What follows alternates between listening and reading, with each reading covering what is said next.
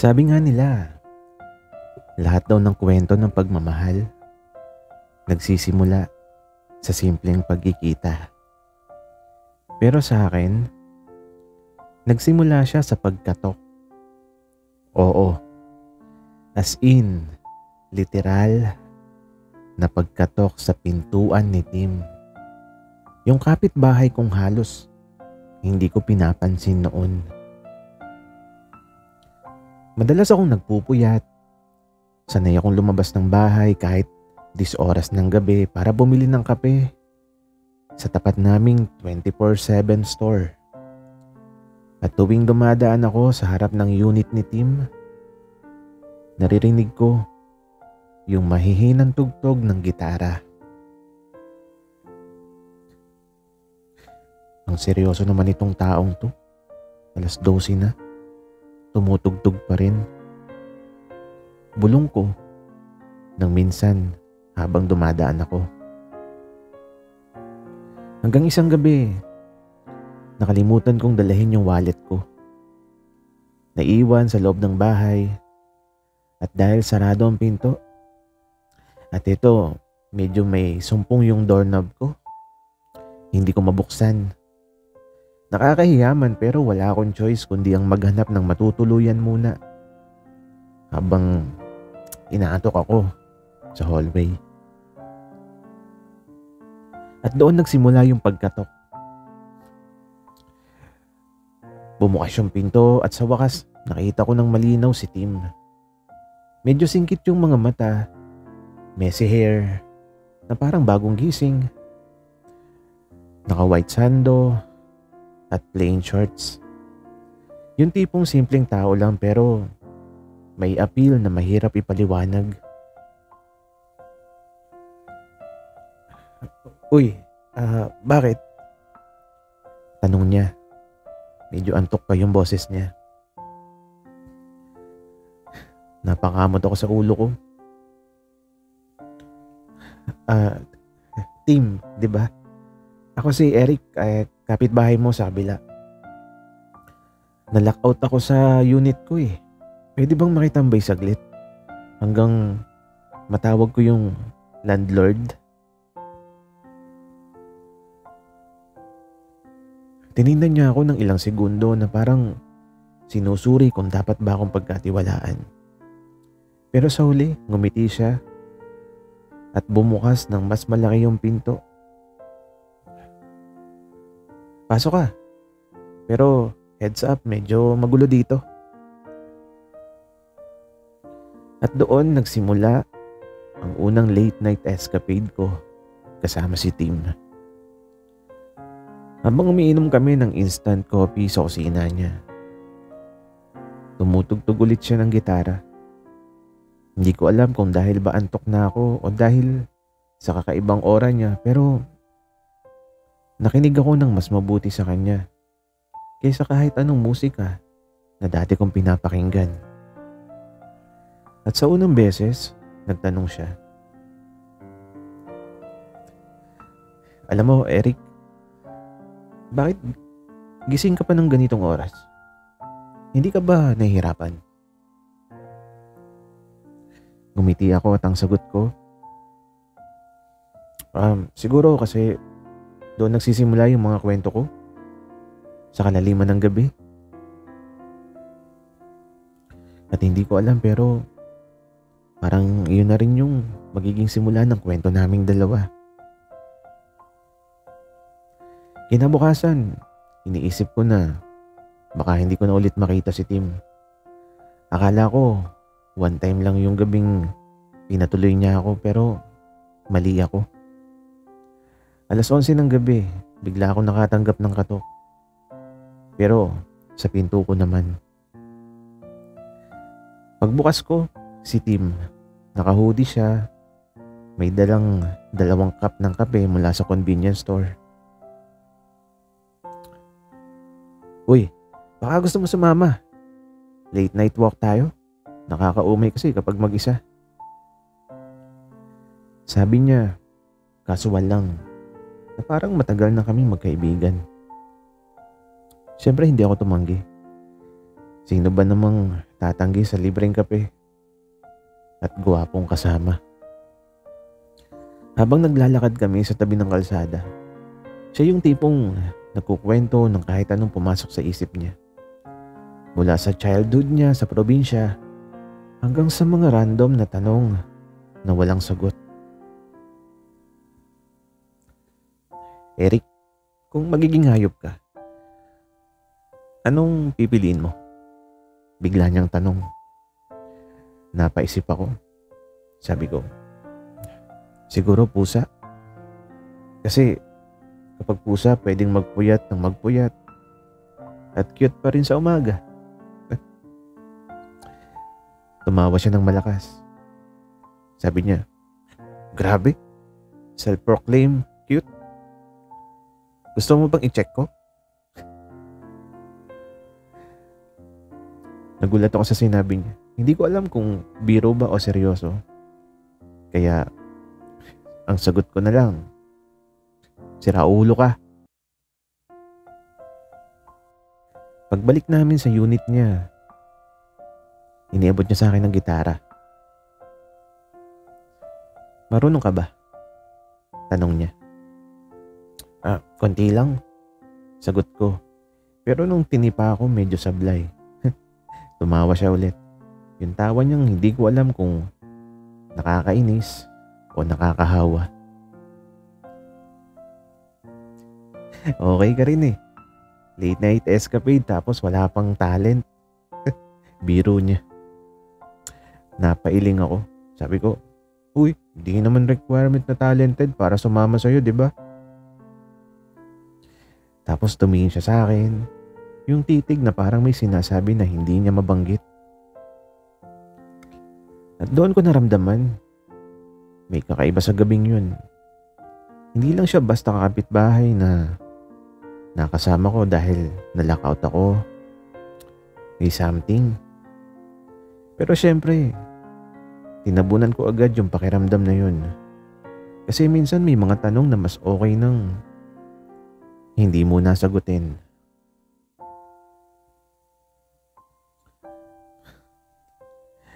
Sakto bang malas o tadhana lang talaga na naabutan kami ng biglang buhos ng ulan habang naglalakad palabas ng convenience store. Wala kaming dalang payong kaya tumakbo kami pabalik sa building. Pero dahil sa sobrang lakas ng ulan, parehong basang-basa yung suot naming hoodie at t-shirt. Grabe Eric, para tayong basang sisiw. Tawa ni Tim habang pinipiga yung buhok niya. Napatigil ako pero ramdam ko rin na bumibilis yung tibok ng puso ko. Hindi dahil sa ulan kundi dahil sa kanya. Ang lapit-lapit namin at sa liwanag ng streetlight para bang mas naging malinaw kung gaano siya kawel, kagwapo. Pagdating sa unit niya, binigyan niya ako ng towel. Baka sipunin ka, magpalit ka ng damit. May extra shirt ako. Wika niya. Paglabas ko ng banyo, suot ko na yung oversized t-shirt ni Tim. Medyo maluwag. Halos hanggang hita ko na. At hindi ko alam kung namamalikmata lang ako pero parang gumiti siya nung kakaiba nung makita ako. Bagay naman sa'yo, Eric. Pwede ka nang maging model ng mga okay-okay. Biro niya. Loko ka talaga. Sagot ko, sabay hampas sa braso niya. Habang nakaupo kami sa sahig, may dala siyang gitara. At sa unang pagkakataon, hindi siya tumugtog para lang mag-jam. Tinugtog niya yung favorite song niya. At bigla siyang tumingin sa akin habang kumakanta. Walang biro, walang punchline, walang banat. Yung tipong seryosong titig na para bang may gustong iparating. At sa loob-loob ko, gusto ko sanang itanong kung ako ba yung pinapatamaan ng kanta niya. Pero pinili kong manahimik kasi baka ako lang yung nag-iisip nun. Nang matapos siya, natahimik kami pareho. Tanging patak ng ulan lang ang naririnig mula sa labas. At doon sa gabing umuulan, nagsimula akong tanungin ang sarili ko. Bakit parang ayokong matapos ang mga gabing kasama siya? Isang gabi habang papunta ako kay Tim, may narinig akong tawanan mula sa loob ng unit niya. Akala ko, ako lang yung bisita niya sa mga ganitong oras. Pero pagkato ko, bumungad sa akin ng isang babae. Maganda, naka-casual dress, at halatang close kay Tim. Hi, ikaw siguro si Eric. Bati niya. Friendly pa. Oo. Sagot ko na medyo nabigla. Maya-maya sumilip si Tim mula sa kusina. Uy, Eric! Si Carla nga pala, kababata ko. Bigla lang siyang dumalaw. Pinilit kong ngumiti pero sa totoo lang, may kumunot sa dibdib ko. Di ko alam kung selos ba. Nice to meet you. Sabi ko kay Carla. Nagtagal siya ng mga ilang oras habang si Tim ay masayang nagkukwento ng mga memories nila. Ako nakikinig lang, pero pakiramdam ko, invisible ako sa kwarto. Pag-alis ni Carla, biglang katahimikan yung bumalot. Uy, okay ka lang? Tanong ni Tim. Nagkibit balikat ako. Oo naman. Hindi ko lang nakalaing may iba ka pang kasama sa late night escapade mo. Tapos ito, natawa siya. Selos ba yan? Natigilan ako. Hindi ko alam kung paano sasagutin yun. Gusto ko sanang i-deny pero lumabas sa bibig ko yung hindi inaasahan. Ewan, siguro. Oo. Wika ako. Natigilan siya. Hindi ko mabasa yung expression niya. Ilang segundo lang pero parang ang haba ng oras. Lumapit siya ng bahagya. Nakatingin ng diretso sa akin. Eric, hindi ikaw yung tipong dapat magselos.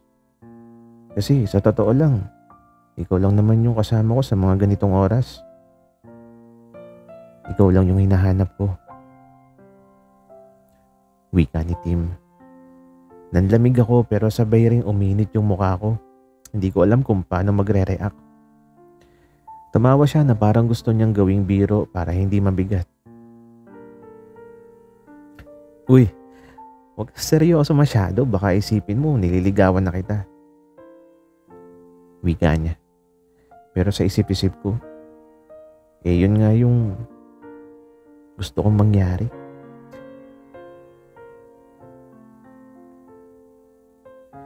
Simula nung gabing yun, nung gabing umamin ako na nagsiselos ako, parang may nagbago sa pagitan namin ni Tim.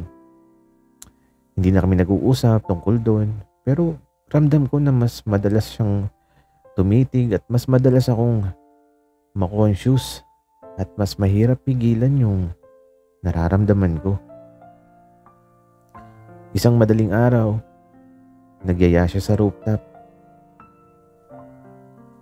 Eric, tara. Ang daming bituin ngayon. Pag-akyat namin, malamig ang hangin at maliwanag ang buwan. Umupo kami sa sahig. Hawak ang tig-isang cup ng kape. Tahimik lang muna. Parang parehong may iniisip. Tapos nagsalita siya. Tingin mo, bakit may mga taong dumarating sa buhay natin nang hindi natin inaasahan? Napatingin ako sa kanya. Tapos sabi ko, siguro kasi sila yung mga taong kailangan nating makilala kahit hindi natin hiningi. Ngumiti siya pero yung tipong may laman. Tapos sabi niya, kagaya mo. Kinabahan ako. Literal na parang tumigil yung oras. Tumingin siya sa akin at sa sobrang lapit namin, ramdam ko yung init ng hininga niya.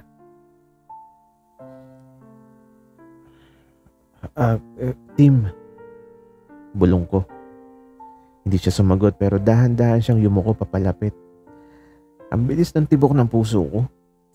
Ilang pulgada na lang at sigurado akong mangyayari na yung matagal ko nang tinatago sa isip ko. Pero bigla siyang huminto. Umiling siya sabay tawa ng mahina. Tapos sabi niya, "Grabe Eric, kung ano-anong iniisip ko." Umupo siyang muli parang walang nangyari pero ako, hindi ko alam kung paano ko itatago ang pagkabitin ko. Ang dami kong gustong sabihin. Gusto kong isigaw na oo, Tim, gusto rin kita, pero nanahimik ako.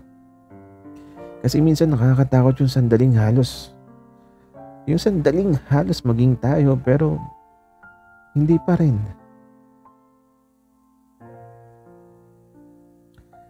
Pagkatapos nung rooftop, almost moment namin, halos ilang araw din akong hindi mapalagay. Ulit-ulit kong iniisip, bakit siya umatras?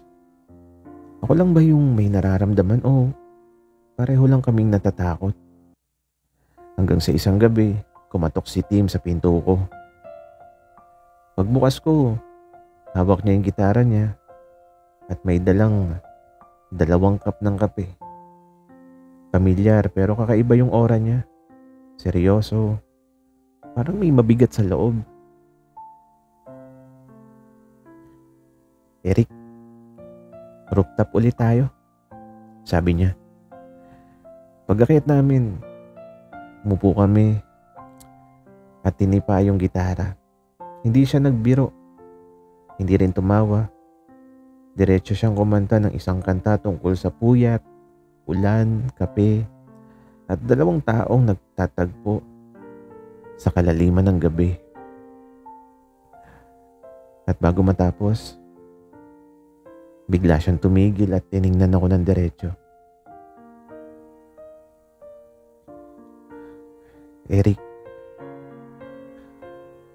matagal ko nang gustong sabihin to, kung bakit palagi kitang hinihila sa mga late night escapade ko. Kung bakit mas gusto ko ang gabi kasi lagi kitang kasama. Eric, gusto kita." Wika ni Tim. Nanlamig ako sa kaba. Pero sabay rin uminit ang saya. Para bang tinanggalan ako ng tinik sa ilang linggo ko ng dala-dala. Hindi ako sumagot agad. Lumapit ako sa kanya. At sa unang pagkakataon, ako naman ang naglakas ng loob. Tim, akala mo ikaw lang? Ang tagal ko na rin gustong sabihin. At oo, gusto rin kita. Wika ako. Tahimik kami ng ilang segundo pero sa gabing yun, walang umatras. Dahan-dahan siyang yumuko at sa wakas, nagtagpo ang mga labi namin. Simple, totoo at punong-puno ng lahat ng pinipigilang emosyon. Nang matapos, natawa siya. Sabi niya, so, officially, kasama ka na sa lahat ng late night escapade ko." Ngumiti ako. Tapos sabi ko, "Hindi lang escapade, Tim. Kasama mo na rin ako sa lahat ng umaga." At doon natapos ang kwento ng aming mga puyat. Hindi bilang magkapitbahay, kundi bilang 2 taong umamin sa tamang oras, sa tamang gabi. Sa bawat gabi na puno ng katahimikan, may mga kwento palang lihim na naghihintay mabuo. Ang mga simpleng katok, kape at tawanan ay nagiging tulay para sa mas malalim na damdamin. Minsan iniisip natin na ang pag-ibig ay kailangang grandyoso, pero minsan sapat na yung mga puyat na gabi at simpleng sandali para ipaalala na may mga taong handang makinig, umintindi at manatili. Sa late night escapade namin ni Tim, natutunan ko na hindi lahat ng bagay dapat madaliin at hindi lahat ng damdamin dapat ikulong. May tamang oras, may tamang pagkakataon, at may tamang taong magbubukas ng pinto sa puso natin. Gaya ng pagbukas niya ng pinto sa akin nung unang gabi na na-lockout ako. At kung minsan natatakot tayong umamin, natatakot tayong baka masaktan o baka hindi pala tayo mahalin pabalik. Pero sa totoo lang, ang pinakamasakit ay ang manatiling tahimik at hindi marinig ng taong mahal mo ng totoo. Kaya't nang sa wakas ay nagtagpo yung mga salitang matagal nang nakatago, doon ko lang naramdaman ang tunay na kalayaan. Ang kalayaan ng pusong magmahal. Ang gabi ay laging puno ng hiwaga, ngunit sa bawat pagtatapos nito, may kasunod na umaga. At sa wakas, hindi na ako nag-iisa sa pagharap dito. Dahil ang mga late night escapade namin ay simula lang pala ng mas mahabang kwento. Isang kwento ng pagmamahal na hindi natatapos sa dilim, kundi palaging may kasunod na liwanag. At ito ang lihim ng puso ko na sa kalaliman ng gabi, natagpuan ko ang pinakamalinaw na dahilan para magising araw-araw. Salamat sa inyong pakikinig.